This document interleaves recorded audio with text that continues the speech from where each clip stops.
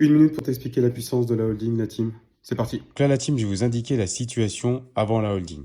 Donc, j'ai une SCIA qui est en bénéfice de 23 000 euros à l'IR. Donc, ça vient s'ajouter à mes revenus. Et ensuite, j'ai une SCIB d'un autre côté. Donc, les deux détiennent une maison, chacun de leur côté, qui est en perte de 26K à l'IR. Malheureusement, quand les deux SCI sont séparés, vous pouvez pas faire la différence comme ça et ça se compense pas de la même façon.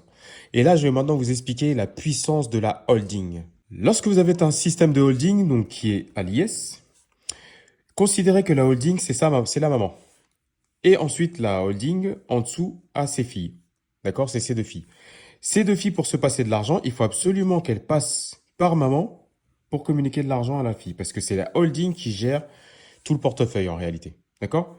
Donc que ce soit l'argent et la fiscalité, c'est pareil. Donc la puissance de la holding, c'est que vous pouvez passer de l'argent entre sociétés en passant par maman et ça coûte quelques pourcents d'intérêt.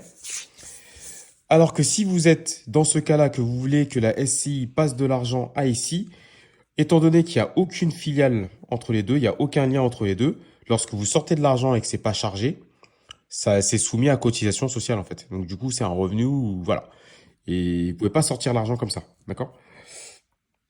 Du coup, ce qui fait que lorsque vous sortez de l'argent ici, ça vous coûte un revenu si c'est pas chargé, des impôts, et puis après vous pouvez passer à l'argent ici, mais entre-temps, il y a eu des impôts. Alors que si vous êtes dans ce cas-là, vous avez uniquement un pourcentage, mais vous n'avez pas l'imposition. Et la puissance aussi, c'est que ici, donc, j'ai la SCIA qui est à plus 23K, la SCIB qui est à moins 26K, ce qui fait que la fiscalité ne va pas être au niveau de la SCIA ni au niveau de la SCIB. La fiscalité va remonter à ce niveau-là.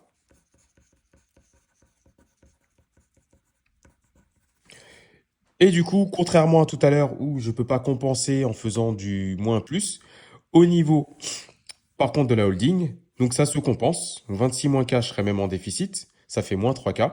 Et du coup, la fiscalité va se calculer à ce niveau ici, au niveau de l'IS. Donc là, il y aura l'impôt sur la société. Et du coup, ça va s'annuler. Donc la puissance de la holding permet d'échanger de l'argent entre deux sociétés. Et quand vous avez une société qui gagne beaucoup d'oseille, comme celle-ci qui encaisse les loyers, et une autre société qui gagne pas d'oseille et qui sera revendue dans quelques années, la puissance, c'est que l'imposition qui est très élevée ici va être annulée par ici. C'est exactement le principe que font les sociétés qu'on connaît, Google, machin. C'est-à-dire qu'ils ont une société mère qui payent pas d'impôts alors qu'ils sont milliardaires, etc.